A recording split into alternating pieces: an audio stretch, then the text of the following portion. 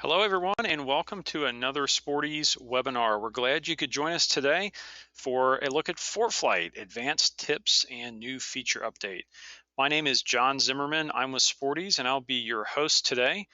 We're very pleased to have with us from ForeFlight, Phil Inman. Phil is a member of the pilot support team at ForeFlight and is a private pilot with an instrument rating. He knows the app inside and out.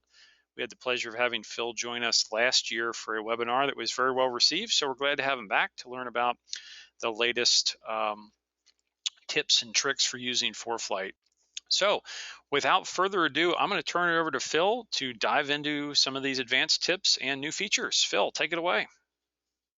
Thank you, John. It's great to be here, folks. I hope this day is good for you. I am coming to you from the Woodlands, Texas, which is a suburb north of Houston, for those of you that might know this area. As he alluded to, we're going to talk today about advanced tips and new feature updates. And I'm excited to lay out a lot of the things and go into some degree of detail with a lot of the features and functionality that we have in ForeFlight, especially some of the newer functionality that's appeared since we last met. So I hope you find this informative, a good use of your time. I always look at these type of webinars and say, you know, if you can come away, if you can have our viewers come away with 2 or 3 little things that they didn't know before they started the webinar, or they want to go off and investigate or practice and all that, then we've accomplished our mission. And so that's what I'm trying to do. And so with that, there's a mugshot of me and what I look like. Like I said, I'm from the Woodlands, Texas. I have been a pilot for about 11 years. I'm a late in life pilot, learned how, and now I'm very much into it. I get to think about aviation every day with ForeFlight, so I'm pleased to do that. Let's talk a little, just for those of you that may not be familiar with what and who ForeFlight is. We were founded in 2007 by Tyson Weiss and Jason Miller, who are still with the company. It was the first aviation app for the iPhone and the iPad. It was there in the Apple App Store on day one when the Apple App Store opened for business. We're headquartered here in Houston, Texas, but we have offices in Austin, Texas, Portland, Maine, and Odense, Denmark. And you might say, well, Portland, Maine, and Odense, Denmark, why those locations? Well, those are companies that we acquired along the way. And most of those people are still with us today and provide valuable service. And we have grown from basically a bootstrap back of the garage spare bedroom type business that Tyson and Jason started, you know, 13, 14 years ago to something that's now north of 250 employees. And about half of them are pilots or more. And many of them are aspiring. We have several of our people that are in flight training now. So we very much encourage the pursuit of the flying passion, not only in our jobs, but also in our spare time. So we last met in July, as John alluded to, and at that time we had a similar topic of new features, and we dove pretty deep into these features, runway performance, 3D features, both in route and approach views, documents. We had overhauled our document feature previous to July, so we jumped into that. Attaching files to flights, numerous procedure enhancements that we had done with things like departure, approach, and arrival procedures. Internet traffic had been rolled out. We're going to talk some about internet traffic some more today because it's gone a little further than what it was in last July. We talked about user interface improvements that were done. We had just introduced the timer, and for those of you that said, oh, timer, one of the most widely requested features that we've had for years, we finally got it out. We're actually going to revisit the timer again today because I know that's immensely popular, as are marked positions. So we're going to revisit those two as well, just in case you missed it. Now, talking about just in case you missed it, if you want to go back, as John alluded to, Sporties is very kind and puts these webinars that they do out on YouTube. That is the link to the YouTube video. So you can either jot it down real quick. I'll leave it here a quick second, but probably better is just go onto the YouTube channel and then just do a search within YouTube for Sporties ForeFlight, And I did that this morning, and it popped right up with the video that we did in July. And if you want to go back and learn about some of those features that we talked about, that might be a good opportunity as well. For those of you new to ForeFlight, we also have a tremendous support and video library on our website. I'll tell you where those are, and we'll talk more about that at the very end. So without further ado, let's jump into this. And I mentioned that we're going to revisit marked positions. Very popular feature with not only general aviation pilots, but business pilots as well. The first thing you have to do, and by the way, I should mention this is only available for performance level subscribers. We have several features that are only available for performance level subscribers. And while the purpose of this is not to try to upsell any of you customers on moving up to performance, it is certainly contains a lot of features which would be a benefit to pilots of all type and all aircraft. So if you are not a performance level subscriber, I would encourage you to give it a look and visit our website. We can give you more information. But a few of the features we talked about today are going to be performance only, but be patient. We also have a lot of features today that we are going to talk about that are available for everyone. So all is not lost. But the first thing you need to do if you're a performance level subscriber is turn on marked positions. So to do that, as is a lot of other things, you'll want to go to the gear icon at the top while you're in Maps view. And if you look down, marked positions, when you come into it, is off. And you're going to toggle that on. And when you toggle it on, you're now going to get a new icon on the left side that looks like an inverted teardrop. That is the marked position icon. You're going to press that anytime you want to mark a particular position while you're in flight. And when you do that, you press that, two things happen. You get a dialog box with information about that marked position that will pop up, and it's going to ask you to give it a name. And the reason why it wants a name is because I'm going to assume, and ForeFlight is going to assume, that you're going to be marking numerous positions during your flight. And so you're going to want to separate them by name. So you give it a name, and when you do all this, if you notice, there's a little green dot immediately to the left, or that pin is going to be dropped.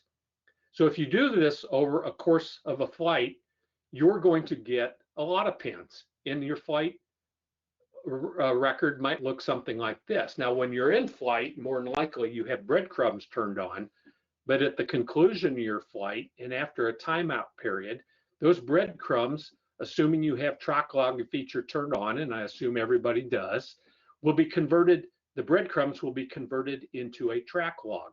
So this is a copy of a track log for this flight that was performed from Denver down to Houston back in February. And along the way, I made numerous marked positions.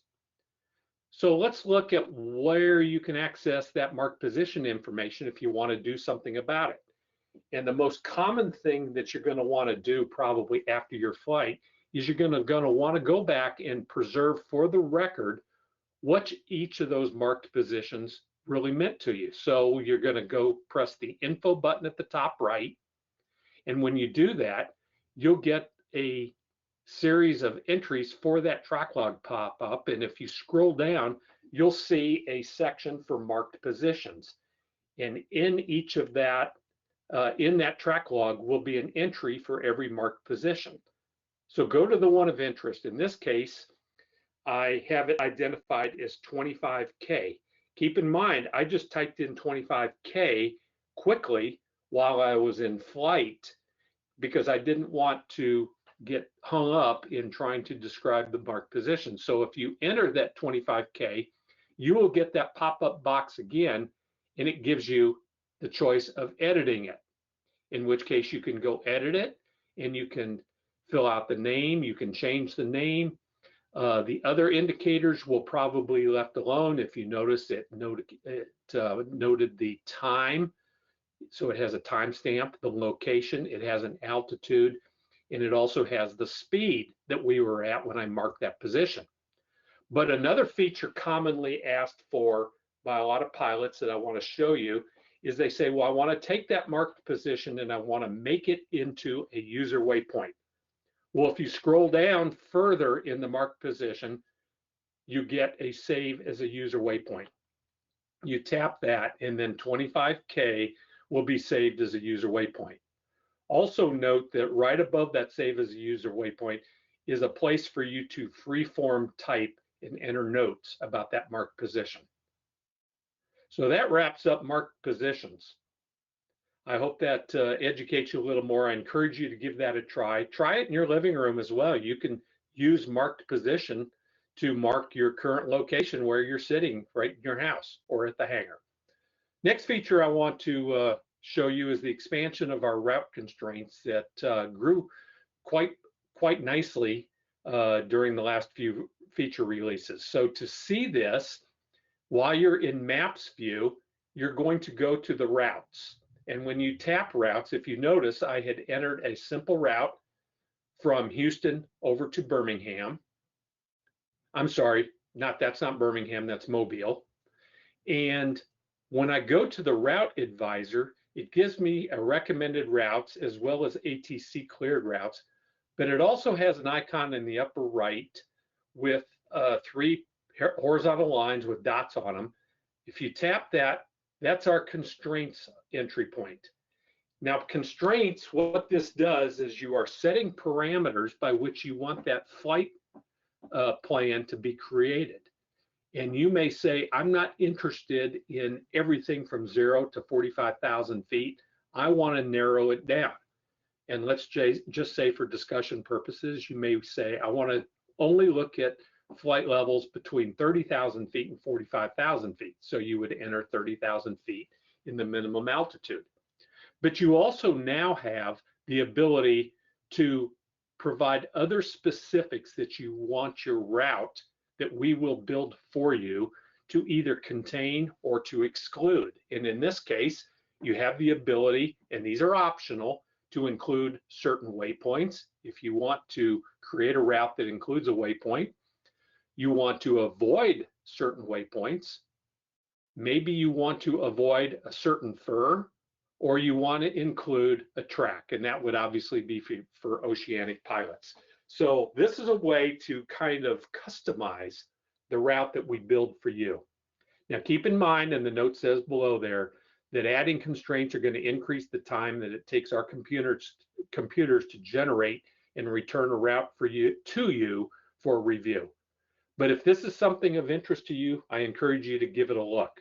This again is only a performance only feature and will then narrow down or basically customize the recommended route that is given to you.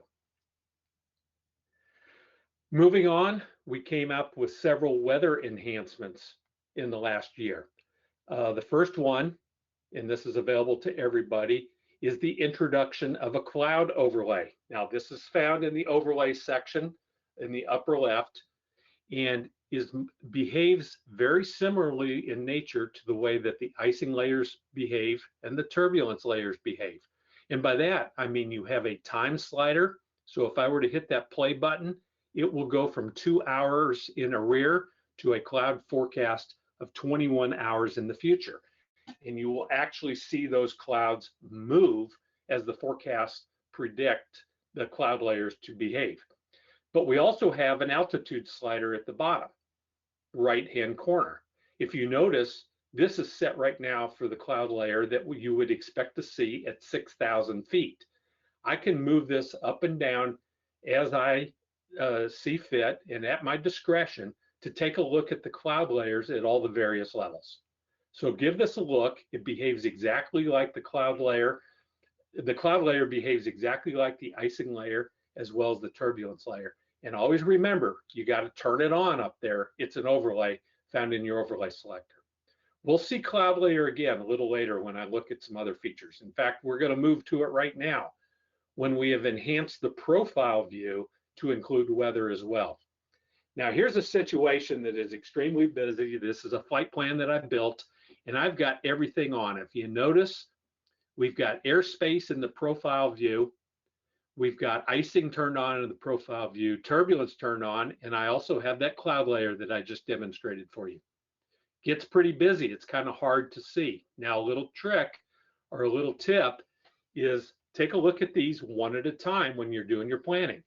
So in this case, I turned everything off with the exception of airspace. And as you can see in this route from Houston over to Mobile, I am departing Houston airspace and I'm flying over the top of numerous other airspaces. So at 31,000 feet, I should not have an airspace issue. But if I were to move down and let's just say hypothetically fly this flight at 6,000 feet, some of these airspaces along the way may become a factor. Remember from your previous experience, you can tap on those airspaces and you'll get a pop-up window that will depict more information about what each of those airspaces are. So let's move and just turn on icing. And now you get a depiction of icing, obviously color-coded. The dark blue is more severe icing than the light blue. But we should be over the top of this, but we could encounter some icing issues during our descent down into Mobile. Looking at turbulence, we've got turbulence going on pretty much at all levels. And at 31,000 feet, I may actually encounter some moderate to severe turbulence as depicted by the darker yellow or orange. And then of course, the cloud layer we have turned on. It looks like it's possible I may actually be going in between some cloud layers as I see this. So you have the ability, a little tip, when things get busy, as I depicted in that first slide, turn off the various weather features for profile and take a look at them individually. It may help you determine if you want to change the flight altitude that you want to fly that mission in. 3D view is something, again, available only for performance subscribers, if you see, but now you have the ability to depict weather in your 3D view.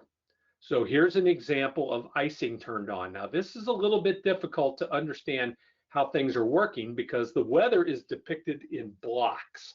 And we pretty much are only depicting the weather about 25 miles on either side of your route. So you see there's kind of a left boundary and a right boundary.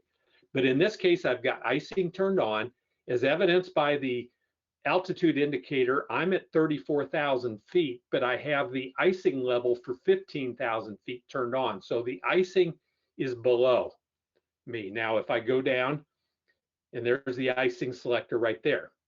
Now, if I go down, I've now selected turbulence. And now this particular flight is at 41,000 feet. And you can see that the turbulence level is a depiction of 32,000 feet. Now, that doesn't mean that only turbulence, or as indicated in the previous slide, only icing is at that level.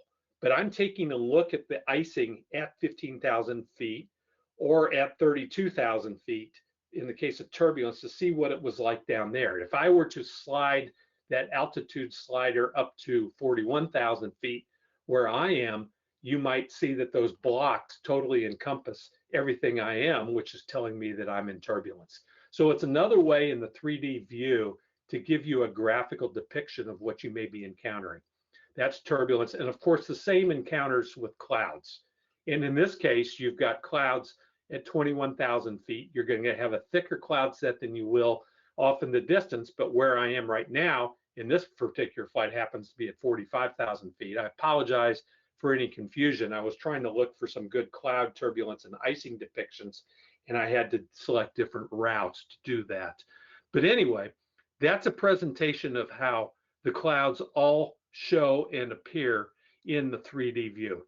And that's new to ForeFlight within the last year. So take a look at that if you're a 3D user. Very powerful feature to that goes well beyond the introduction of weather. But 3D will also greatly enhance your situational awareness as you prepare for your mission, as you execute your mission, and then obviously provides a great playback of your mission after you've actually performed it.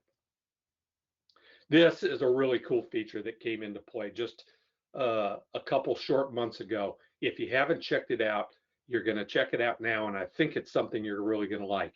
And by the way, this is available to everybody, and that's our 10-day daily hourly weather forecast. So if you're like me that subscribes to the Weather Channel on my phone or on my iPad or some of the other weather services, just to get the weather and just to kind of get a thumbnail sketch of the forecast for 10 days, hour by hour, you no longer need to do that. ForeFlight does it for you.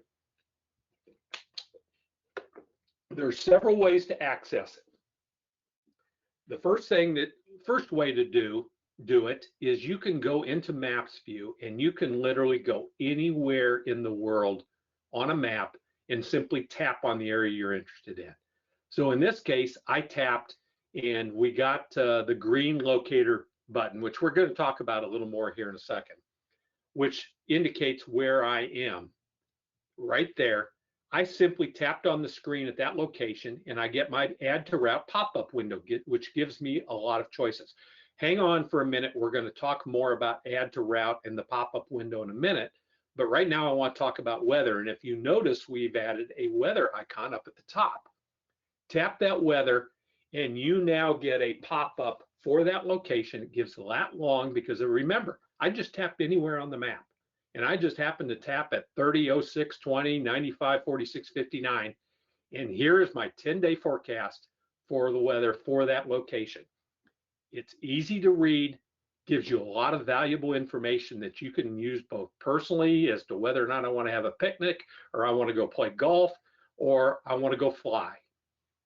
Because it not only provides a lot of information there hour by hour for the next 10 days. And if you want to see future days, just take your finger and swipe to the left, say grab hold where that bar is there that says Wednesday, that gray bar, Wednesday 24, and swipe to the left and it will move and provide you all those 10-day forecasts. You also have a daily forecast at the bottom.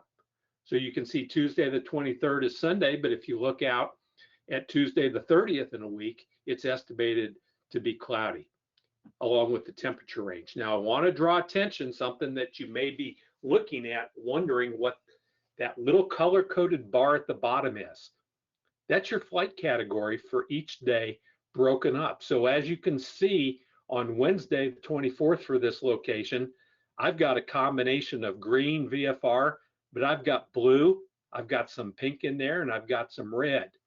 So I've got a little bit of everything. I've got VFR, marginal VFR, IFR, and low IFR all going on Wednesday the 24th.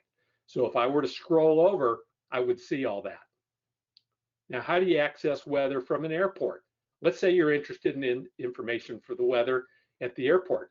So in this case, I tapped in my home airport, David Wayne Hooks, here in Northwest Houston. I go to the weather tab, and then I type daily. And if you notice, there it is on the right. Same thing, except this time I'm scrolling up and down. Well, I want more specifics than that. So I'm just going to hit one of the icon carrots to tap to the right. And as you guess, here's what we get when there. I'm right back into that same hourly presentation with the daily, hourly. I have the ability to scroll over to the right for 10 days. And I've got a lot of weather information. By the way, take a look. You've got information here for aviation enthusiasts. If you want to use this for that, you've got ceiling information, flight category, temperatures, altimeter expectations, density altitudes, ceilings, visibility, winds, so on and so forth. A lot of useful information in this forecast. Here's a trick that I bet you most of you that have seen this feature don't know. If you're on the home page of your iPad and you want to access it information, you don't even have to open ForeFlight.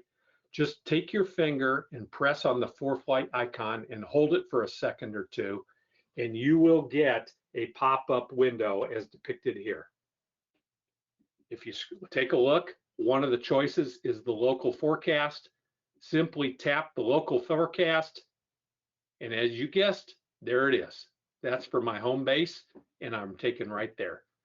Don't even have to open ForeFlight manually. It will open on its own by doing that and take you straight to your local forecast.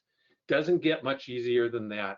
A really slick tool that we've added to our arsenal of tools for weather planning and weather knowledge, not only for aviation purposes, but I think as I have, you'll find that you're using this just for general purposes altogether. Okay, shifting gears, we added a new alert in the last year, and we've added an overheat alert. So if you are like some and you put your iPad on your windscreen up in your the front of your airplane and it gets hot, if it senses that it's beginning to enter overheat territory, you are now going to get a warning that it's too hot. Now, it'll do this before it shuts down, but I will caution you. The time until it shuts down may be very quick or it may be very long. It all depends on the environment that that device is placed in. It also depends on the device itself. Each iPad and each iPhone tends to work a little bit differently. But we now provide a warning that you're getting ready to lose your connectivity with your iPad because of overheating. So you're going to want to take steps very proactively to start the cooling process. We added some additional scratch pad templates to the app. For those of you that use the scratch pads in ForeFlight, you're very accustomed to the draw, the type, the grid, Pyrex, ATIS, Craft. But we now have a takeoff scratch pad, we have a landing scratch pad, and we have a holding scratch pad. These may or may not be beneficial to you, but we wanted to bring them to your attention. By the way, they're also available on the iPhone. Here's what the takeoff data looks like. So if you want to jot down for later purposes, takeoff information that you would get from the takeoff calculations that we perform on your aircraft when you flight plan, you can write it down here along with general information. There's information about your clearance. You can actually do your clearance here as well instead of the craft checklist. So it's kind of an all-in-one. If you want to take a look at your landing data, here, there's some information there for your landing data in the form of scratch pad. And of course, if you get so lucky as to have to enter a hold, or more than likely you're out and you practice your hold, then you can enter all your holding parameters here and in one handy place. And these will be preserved just like every other scratch pad until such time as you choose to remove them. Told you we were going to talk about adding to the route. So if you recall that we press the locator button and we came up with that's our current location. If we wanted to add that or know more about it, we can tap that more button. But now we have other features, and I'm a little out of place on my slides. I apologize. There's that select locator button. There is the add to the route. But we also have other things that we can add to the route. Anytime you press your finger into any place on the map, you are given a bunch of choices because ForeFlight is trying to anticipate what your next move is. Now, in this case, you may be wanting to add that location and do something with it, maybe a user waypoint or other things. Maybe you want to know about airspace around that. And that's the first thing that we're going to explore. But before we do, or it may be saying, you may be trying to add a waypoint. And so there's a bunch of waypoints nearby that I can offer you. And there is a list of them. But let's take a look at the airspace. And in this case, we know we're contained within Houston Class Bravo airspace. So that particular sector is going to be identified. So if I tap details, it will outline it for me. You can still see your locator button over there on the left part of that semicircle, and it gives you more information about it. It tells you the approach, it tells you your floor and your ceiling and the fact that you're in Class B airspace. And if you were to hit details, it would provide even more information right there. And there's the information it'll provide. It gives you the floor and the ceiling, and there are some approach frequencies that you can contact if you need to get a hold of those folks. Now, the other choice, well, actually, there's two more choices, is maybe I want to know more about the Houston FIR that I'm locating in, Flight Information Region. So you tap that, and it outlines it for you, and you can see where you're located by that green locator. That Houston FIR is actually quite large. It gives you information on the right. You can scroll down. It has a lot of operational notes that are contained in this, but the thing I wanted to bring attention to you that probably would be most helpful is the communication details. So if I'm in there, I can tap that communication details, and I'll now have a communications pop-up window for Kilo Zulu Hotel Uniform, which is the Houston FIR, and you can scroll up and down, and for most of these, that list is going to be quite long.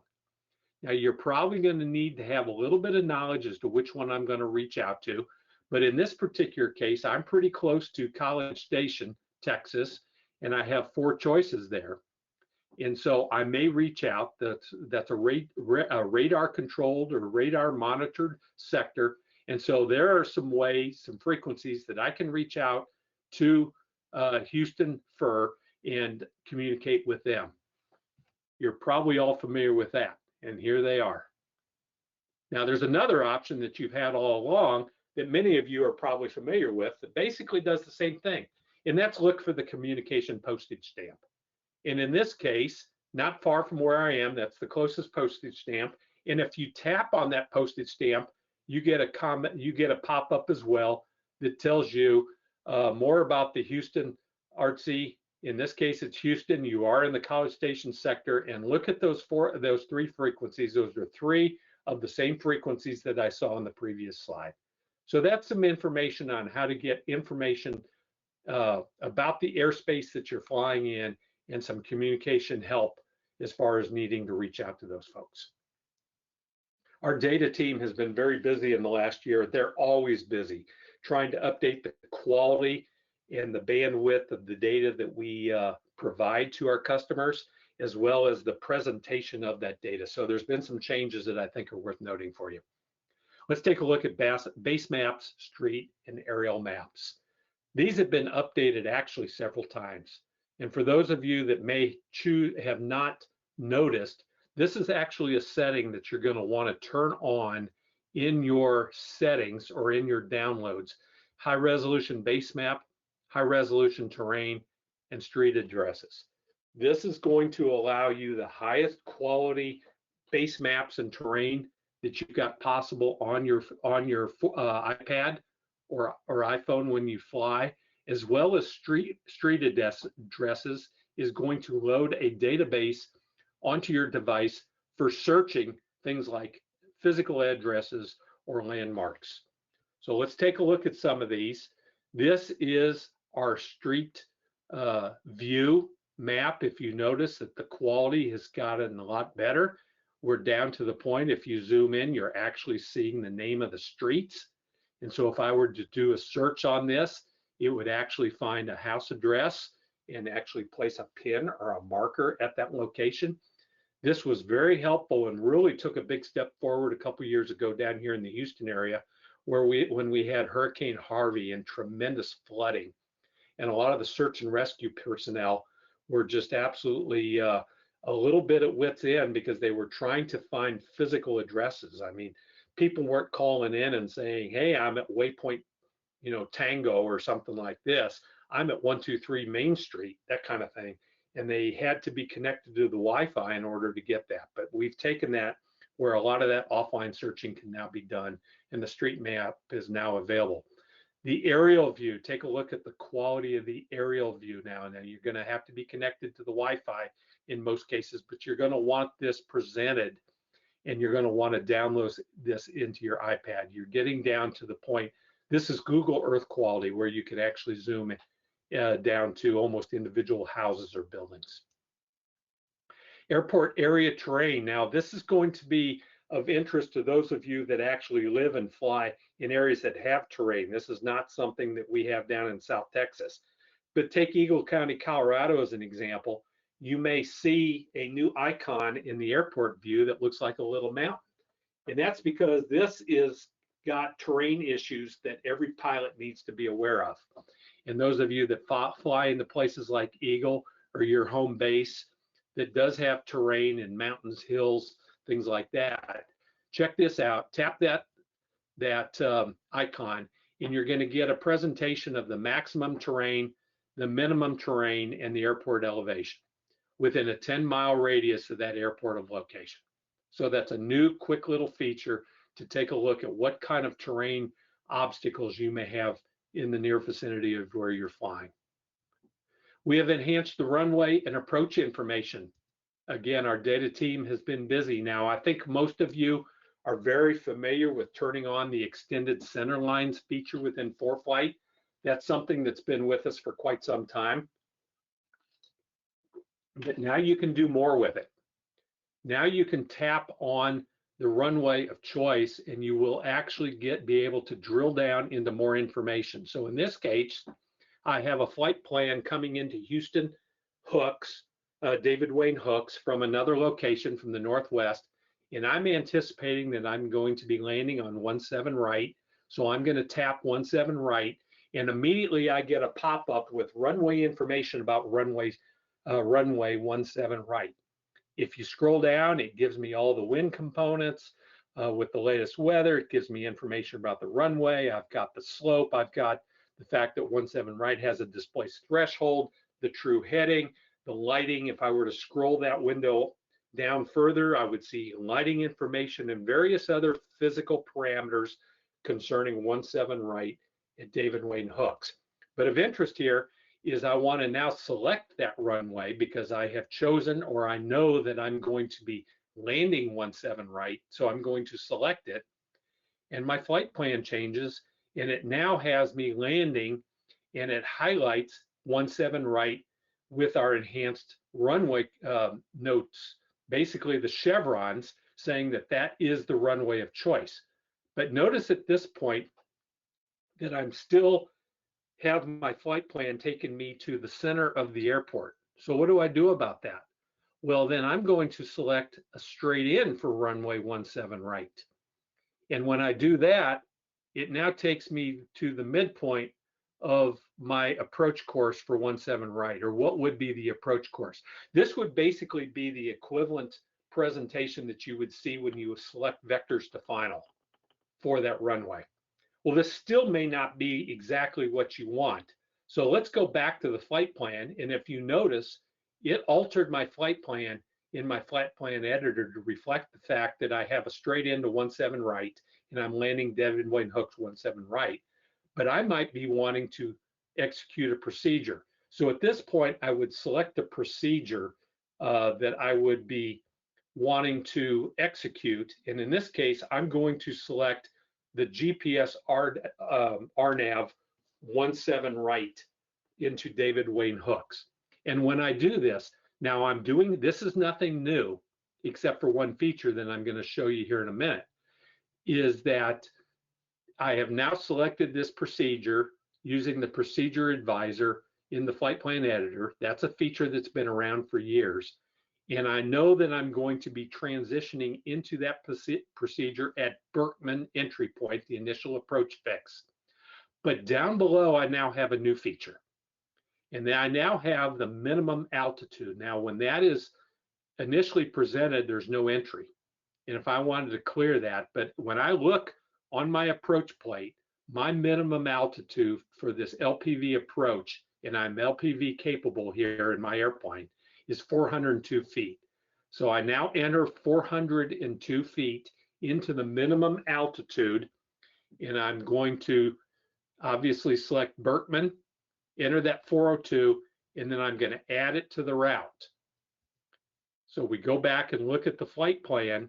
We now have in the teal green the Berkman RNAV 17 right, and we now have depicted on the flight plan the entry or the approach course. But I also have a new waypoint. It's not exactly a waypoint, but a new warning that at the runway threshold, I now have a minimum altitude depiction, and it's outlined in magenta or purple, whatever color you want to call that, with a minimum altitude of 402 feet. So I know that that is my minimum altitude, and if I'm not seeing the runway environment by the time I get to 402, then it's time to go missed. That's a new feature which I think you're going to find very handy to add into your flight plan. Here in the Houston area, and probably in many locations where you all are located, there's parachute jump areas. Just out west of our airport, we actually have 3. We now graphically depict these as shown here, and it gives some parameters as to what the altitudes that they're jumping from. And as you probably know, if you've been around parachutists, they can get way, way up there. And in this case, the biggest one is from ground to 12,000 feet. In order to have that presented, you're going to want to go to your options again. It's contained within the airspace selector, and then there amongst all the customized airspace, you have a parachute area. It's a new feature to add situational awareness as to what is going on there.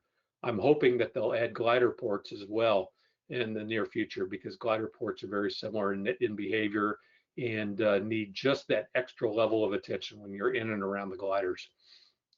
Taxiway hotspots was introduced about a year ago, but we enhanced that now on a mini airport diagrams. And if you zoom in on the aeronautical maps, you'll see the airport hotspots depicted in maroon. But we now have an additional feature when you're in the aeronautical maps view and you zoom in. If you tap on that hotspot, you will get a pop-up window that will give you some information about that hotspot. In this case, this is hotspot number 3 at David Wayne Hooks, and it gives you some description that it occurs at Taxiway Echo at the intersection of Echo with 17 right, 35 left. And there's where I tapped in order to get that pop-up window. Internet traffic targets. I mentioned earlier that we added the internet traffic about a year ago. I hope many of you are taking advantage of using this. It's really cool. Many thanks to our good friends over at FlightAware who are providing this data. This is via an alliance between FlightAware and ForeFlight to basically show you graphically what the same thing you would see over in FlightAware app you now can see on ForeFlight by turning on the traffic layer, as you can see in the upper left. We did add one new feature, and that is if you want to follow a flight, a particular flight, in this case, this is United Airlines Flight 319, you can tap that icon in the upper right-hand corner of that box, and you will stay centered on that flight as it moves across the countryside. In this case, they're flying from Houston over to Las Vegas, and they're heading a 304, and they're flying 407 knots, and they're at 34,000 feet. Now, if you tap on the map or leave the map for another view, then this will go away. But if you're interested in following that flight for a period of time, you can now do it by tapping that icon. You know, 3D maps, I'm sorry, internet traffic when it came out was, you know, I think the initial reaction of a lot of people, and frankly by me, was, well, that's kind of cool, it's kind of fun and all that. Well, it also kind of serves a useful purpose too. And let me give you a few tips on what it is. Here's an example of arrivals into Houston Intercontinental, and I've got FlightAware internet traffic turned on. And if you kind of get a sense that if you're arriving, that they're actually, the flow is going to the west, they're landing to the west. In this case, this is runway 27 right, and that they are entering they're entering from the north, traffic from the west and the north is entering a right downwind for 27 right. So if you take a look at your arrival airport or your destination airport before you depart, and if it's a busy airport and there's a fair amount of internet traffic, you might just get a little bit of a heads up as to what the traffic flow looks like at the airport before you even get there. And internet traffic might help you do that. Here's another view. Now, what I did here is I entered 3D view, and then the traffic targets are now depicted on the 3D view. So this is very busy. And you're initially saying, well, this is kind of a lot of mess. There's just a lot of stuff out there, and some of these targets are a little closer to where I'm kind of viewing from and things like that. But there's actually some information to be garnered here. And in this case, you can actually tap on a traffic target, and it will display what we call the flight curtain, which is shown in blue there, much like you would in a track log or anything else in 3D view. So you're seeing basically a graphical depiction of what that flight is doing. And in this case, you can obviously tell graphically that it's descending. It's currently at a flight altitude of 744 feet. And it's probably getting ready to land on runway 27 right, which is way over there on the left of the 3D view. So you might learn something by playing around with these internet traffic targets and take a look, and it might help you with your situational awareness of what you're going to be flying into or flying out of, maybe at your departure airport. Give it a look. I mentioned before that we introduced the timer. I just want to show you all again in case you missed it. It's kind of hard to miss. because when you touch more down at the lower right-hand corner, the timer will automatically be displayed on the lower right of all your choices. It defaults to a tap to start. This is a count up timer, as indicated by the up arrow right there. But if you want a countdown timer, then just tap that arrow and it changes to a countdown arrow. And then you will want to tap to set and give it the starting point that you're going to want to tap to, time to. In this case, I set it to 2 minutes as displayed here, but I also have another choice. If you want that timer to repeat itself once it reaches 2 minutes, you can turn that repeat banner toggle switch on. And then you will be given a choice, well, how often do you want it to repeat? And you may want it just once, or you may want it more than once, your call. Keep in mind also that if you go somewhere else in the app or even leave the app, that timer is still in the background and you will get a visual alert as well as an audio alert that your timer has expired. Very cool feature, very handy in timing approaches, maybe the switchage of tanks. You're going from left tank to right tank, or you need to shuttle some fuel from one tank to another, or various other things. We introduced finally Logbook on the web. We're not going to spend a lot of time with Logbook on the web. Those of you that use ForeFlight's Logbook, I think you've probably discovered this already. It has a graphical depiction, much and very harmonious with Logbook on your device. It has a place to enter crew and passengers, which is fairly new. We're always enhancing our Logbook entries. There's been a feature out there to request a signature, such as an instructor, somebody that signed you off, and it will give you the email address and then send him an email and request that signature be entered. And of course, if you want to add new entries in there, you can do that as well. We have numerous reports that you can display, your experience reports, your private pilot, your instrument airplane report, things like that. You set up your aircraft in there, things like that. We could do an entire webinar. In fact, ForeFlight has. Give us a look on our help page, on our support page for videos on how the logbook works, both either in a iPad or iPhone environment or now on the web. And of course, you got various settings that you can do, how to import your logbook if you're coming from another logbook service that you want to abandon and bring your logbook over. You're going to do it by importing a CSV file from things like Log10 Pro X and Zululog and others. Let's move on to flight binders in plates. This is a brand new feature that just got introduced in version 13.2, which came out, I believe, Monday. So this is hot off the press for all of you. And I think that you're going to find this really, really cool and very, very helpful. So I'm learning it much like you, for those of you that have already seen it and played with it. But I want to expose everybody to it because this is new and this is something that is going to be beneficial to everybody. So what is flight binders and plates? We're going to graphically demonstrate this, but this is a way to quickly gather, organize, and access all the plates that you're going to need for your flight. And you're going to see what I'm talking about here momentarily. It's going to suggest the airports and procedures based on the most relevant route planning that you've done, either in maps or in flights. And it's also going to give you a full list of all the planned flights. I'll demonstrate that. You're going to be able to import at any time any change that you make in maps or in flights. You're going to be able to send those to plates to automatically create what we're calling a new flight binder.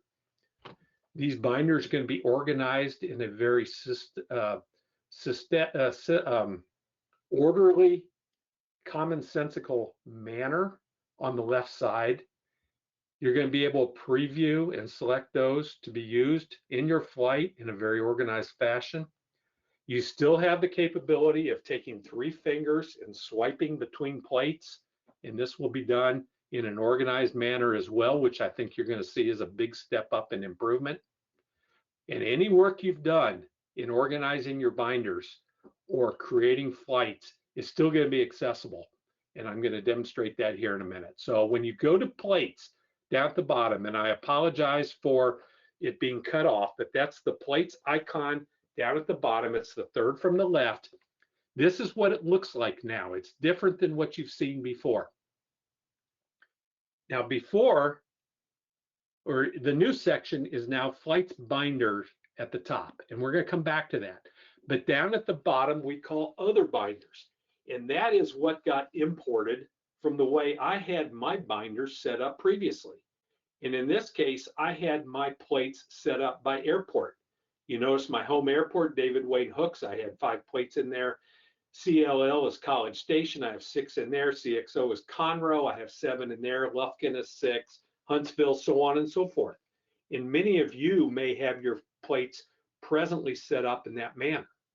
And so anytime you wanted to fly a flight and you wanted to go to that binder, you basically had to go into plates, find the airport that plate was located, and then tap on it and then send it to maps. Well, now there's a better way, and that's the use of the flight binders at the top. Also note that there is a vertical button or icon menu selector on the left side. You're going to see that in action here momentarily. So how does this work? By the way, there's my current setup. That's what I have for David Wayne Hooks. I have the airport diagrams. I have the 3 most common procedures that I would fly. But now I want to add a flight binder. And so what you do is you tap to add the flight binder right there, and you are automatically given choices because ForeFlight is smart. It's going to take a look at the flight that you currently have loaded in your maps view. And in this case, in my maps view, I have loaded a flight from Houston Intercontinental over to Jacksonville, Florida. But it's going to look at something else. It's also going to take a look at the flights tab. And it's going to say your current flight in the flights tab is a flight from Houstonville to Mobile. But I also have something else in my flights view. I have flights in the future that I may be flying, and so they are yet to occur. And so it's going to ask me if those are what I want to work with. And in this case, I got a flight from Fort Wayne, Indiana to Little Rock, Arkansas, and I have one before that from Mobile, Alabama up to Fort Wayne. So which one am I going to use? Well, in this case, I selected the one that's in my maps view, and that's my Houston Intercontinental to Jacksonville. See, I selected that one right there. And what pops up, it is automatically populates a binder for that flight, and it has my airport diagram located there. There's the airport. That's my departure airport at the top. It shows there's my destination airport at the bottom, Jacksonville, and it shows that below that, before I get to the close button, I want to show you that it currently has 1 plate in the departure section and 1 plate in the airport section down below. And that's what's reflected in the flight plan at the current moment. By the way, if I want to go full screen, hit that close button, and it will take me to this presentation where I go full screen. So let's go back to the flight plan that I have loaded in maps. So I've left plates and I went over to maps, and sure enough, I have a departure procedure, the Lake Charles entry into the LSU departure. And I also have Mobile as a waypoint. But at this time, I didn't have an arrival and I did not have an approach. So I went ahead and added one. I added the Marquis 2 arrival into Jacksonville, and I want to fly the RNAV Z approach for runway 26. So I added those into my flight plan.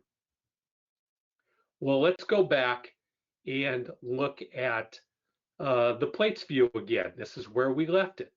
I still only have the departure procedure in there, but I added an arrival and an approach, and they're not depicted. There's nothing down there showing. See, I don't have any number there for arrival, and I don't have any number in there for approach. So what do? Well, that's because I have to import it. Because I made a change in my flight plan, I need now to import, or another word for that would be update, the flight binder. So I tap that import button, and now look what I have. I now have a plate in the arrival section, and I now have a plate in the approach section. So let's tap the arrival section. It turns blue, and sure enough, there's the Marquis 2 arrival into Jacksonville, ready for me to use.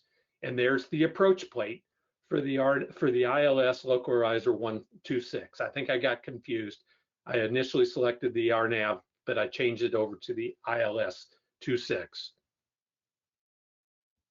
Now you've got the capability of swiping these from one to the next. So let's go down, and now I have the approach airport, but I want to show you something else. I want to introduce the drop down to Jacksonville Airport. Let's say that for whatever reason, I don't want to look at Jacksonville anymore. I want to look at something else and do it from the plates view. So in this case, I tap the drop down arrow for Jacksonville, and it gives me a whole bunch of choices. It gives me choices from the maps, from the flights that I have, and it gives me different airports that I've looked at recently, but it also gives me up in the top an entry bar. And in this case, I typed in Savannah.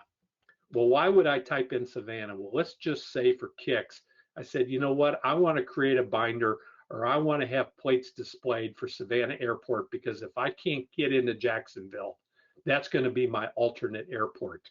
So I type in Savannah, and immediately it changes the binder to Savannah and gives me choices of all the Savannah approaches and arrivals into Savannah. And if you notice on the map below, there's the RNAV runway 1 for Savannah, Georgia. And if I wanted to check that right there, there's my Savannah, I can hit that blue button off to the right, and then it would add that to the binder, and the approach would be for 1. Now, that would not change my flight plan back in maps, but it does update my flight binder. So it's a whole new approach to organizing approach, arrival, departure plates, airport diagrams, things like that. It's brand spanking new. We're all learning. I'm learning. I want to continue to use it, get a little more familiar with it. I need to spend some time just playing with my iPad, building out binders, testing them, learning the functionality. But here's a couple key points that I want to give you to finish this out with. The 3-finger swipe to move rapidly between plates still exists. So because these are in order, and ForeFlight knows that arrivals come before departures I'm sorry, let me rephrase that. Arrivals come before approaches, and approaches come before airport diagrams, that when you create that flight binder and you open up your arrival plate, you can take 3 fingers, swipe to the left, and it will automatically move you to the approach plate. Take 3 fingers again, it will automatically take you to the airport diagram. It's a quick and rapid way of accurately moving between plates while in plate view. You can still rename these, rearrange them, swipe, delete, just as you did before. If you want to maintain, keep your binders up to speed, whatever, things like that. You now have a send to flights that contains a plates binder option when you're there.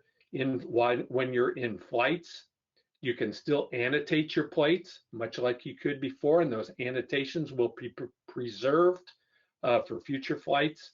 There will be a NOTAM button that will be displayed at the top of your plate in case there are any active NOTAMs for that procedure. And all other plates functionality remains intact. So this is brand new. I encourage you to give it a look. I think you'll really be pleased with how it works. That wraps up the material that I wanted to present to you today. There's many more releases. I encourage you to take a look, stay current as you can. but I think that's the highlights of the things that will be of greatest interest to the majority of the people. Remember that we have a very lengthy video series on how ForeFlight works at our website. So you just go to foreflight.com, look at videos. Our support articles are in support. If you want to stay current with all the functions and all the functionality that we add release by release, take a look at foreflight.com/releases. And of course, the one email address I want you to remember is team@foreflight.com. If you haven't done it, this is the segue to getting our fanatical pilot support, as we like to say it, in helping you with anything ForeFlight. Just email us.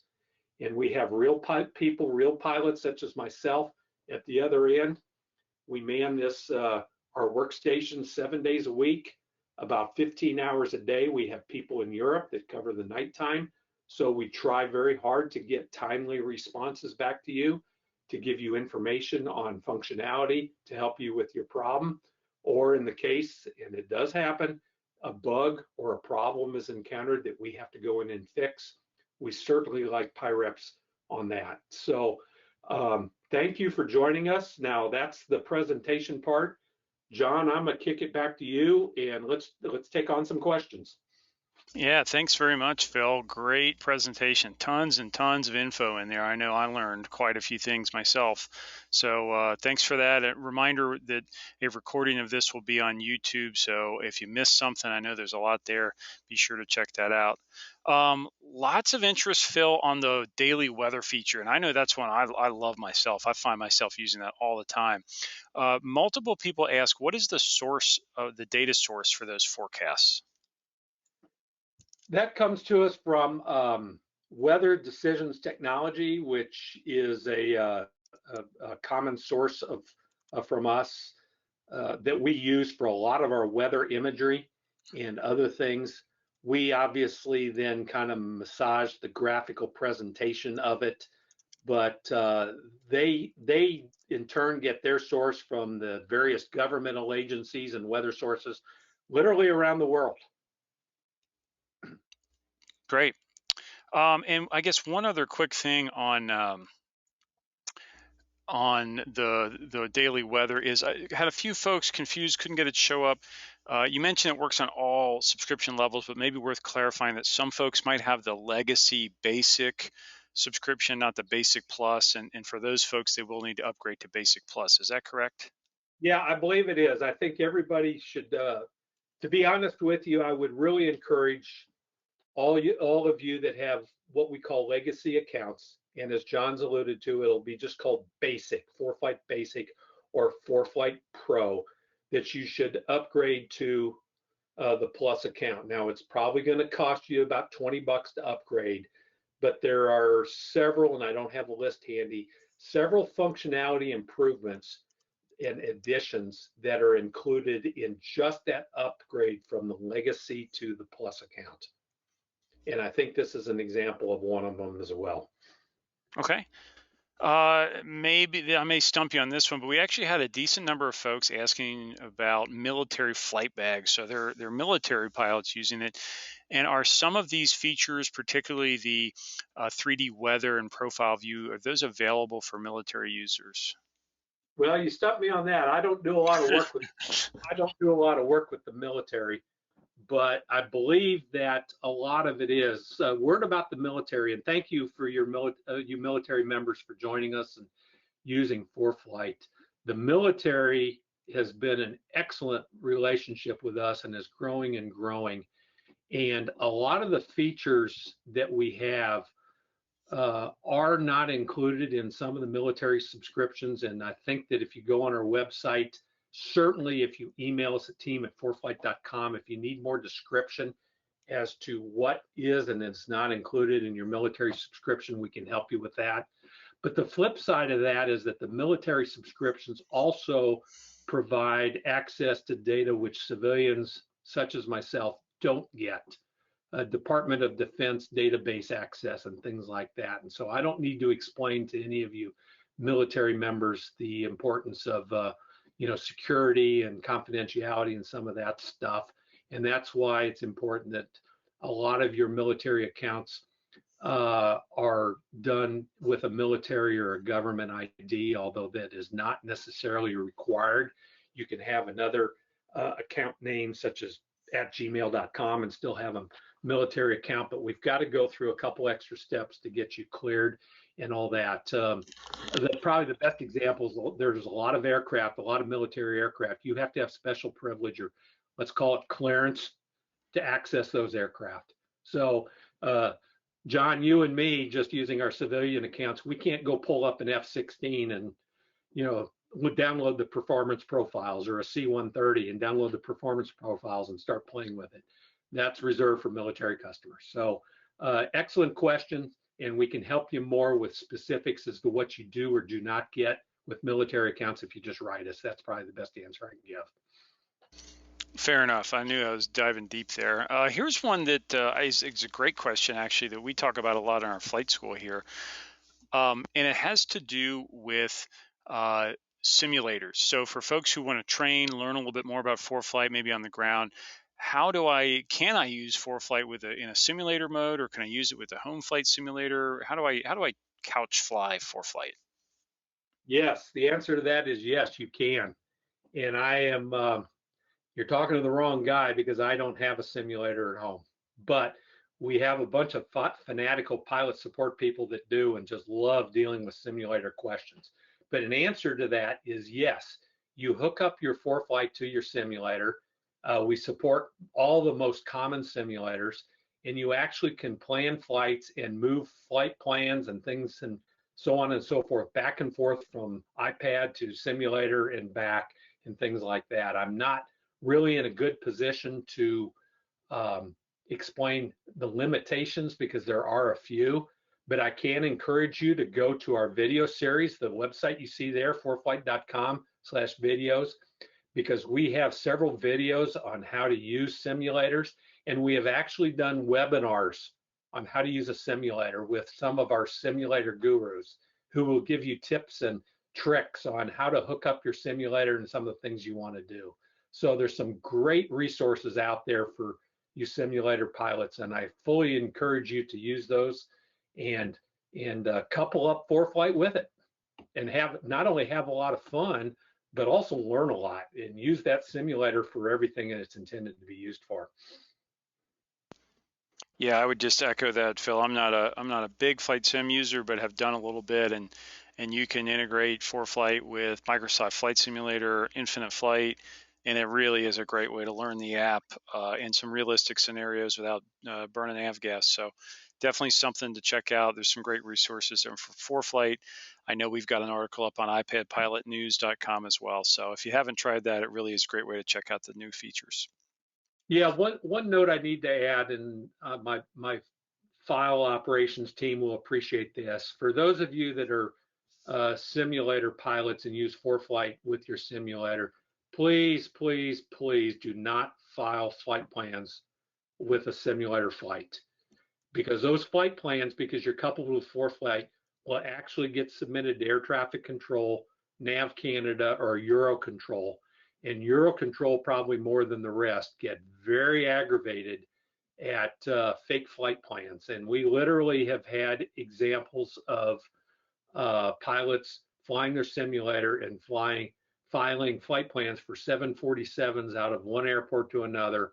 And it was just all in fun, and I'm sure it had no ill intentions, but it created some havoc. And as a result, we have had to take steps internally to turn off filing capability for some simulator pilots, and we actually screen flight plans fairly rigorously before they actually get submitted to the regulatory agencies. That's a little known secret, is that when you file a flight plan with ForeFlight, we are filing directly into the air traffic control system, or directly into Eurocontrol. We're not going through an intermediary, but we do a lot of quality control screening before that flight plan actually gets submitted, because we're trying to screen out any potential problems, maybe a flaw, maybe a violation of a procedure, a code isn't set properly. I think everybody knows how finicky the filing system can be sometimes.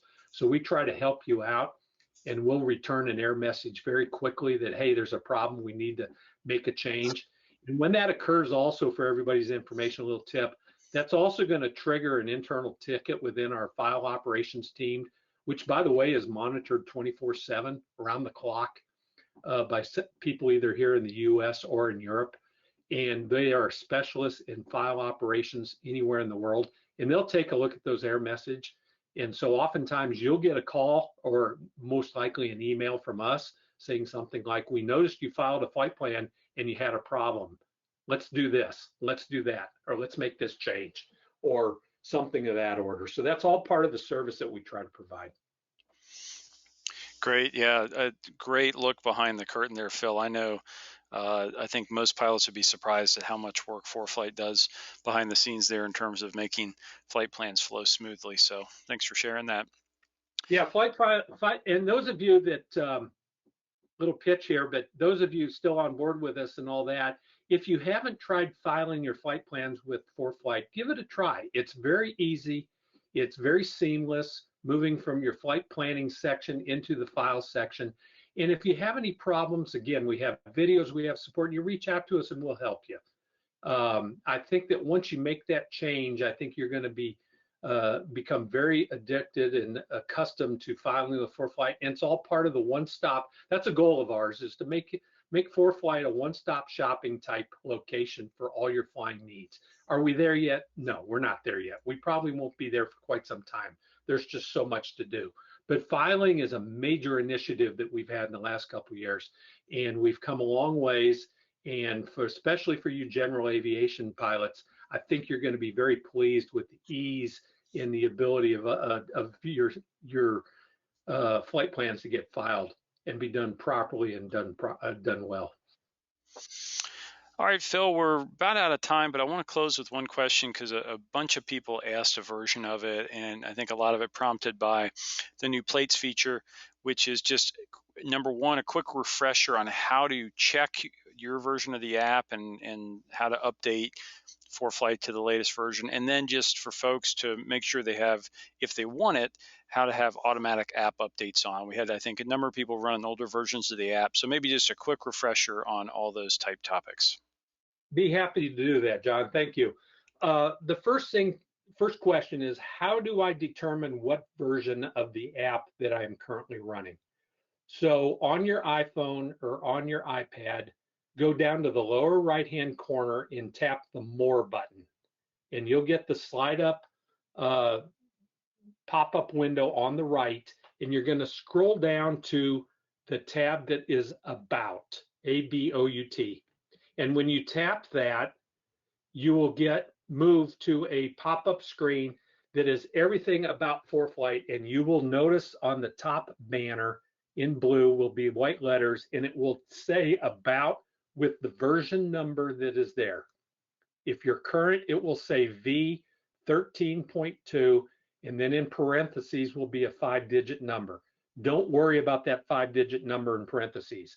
What you want to know is V13.2. That's version 13.2. If you don't have 13.2, that means you don't have the latest. So what do? How do I update to the latest? Well, that is done outside of ForeFlight. You need to go out to your main iPad or iPhone screen and go to the Apple App Store. And when you go to the Apple App Store, you're going to tap the icon in the the upper right-hand corner that looks like the silhouette of a portrait of yourself or something like that. And this is where you update all your apps on your device, not just ForeFlight, but any app. And if you scroll down there, you will be given update options, and that's ForeFlight should be one of them if they are if you are in need of an update. If you haven't updated your iPad in a while and a lot of your apps are out of date, you could have a pretty big number there. My wife's iPad the other day had 44 updates to do because she hadn't been on her iPad in a week. And she also has a lot of apps on her iPad. But that's how you update any app, and ForeFlight is one of them. So you do that. And then the third part to that question, John, refresh me again. Yeah, just for turning on automatic app updates for folks who want to make sure they always have the latest version of ForeFlight. Yes, thank you. So what you do is to turn on the automatic updates, go back to the More button on the lower right-hand corner, and then in the upper right-hand part of the pop-up window, tap Settings. And the automatic updates is in the settings. So it will start at the top. I want you to scroll down a little ways. It's in the middle somewhere, and you will find a section called Downloads.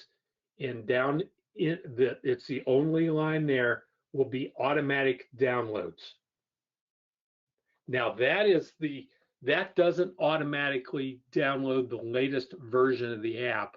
What that does is it automatically will download the latest data files as they come available. And I believe we're in the midst of a data cycle change right now.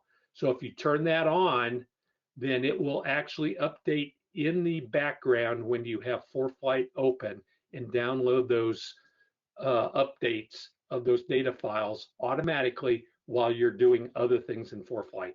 So the app will be multitasking for you while you're doing your planning or your visualization or viewing weather products or whatever. It will be updating those data files in the background. That's how you set it to do it automatically.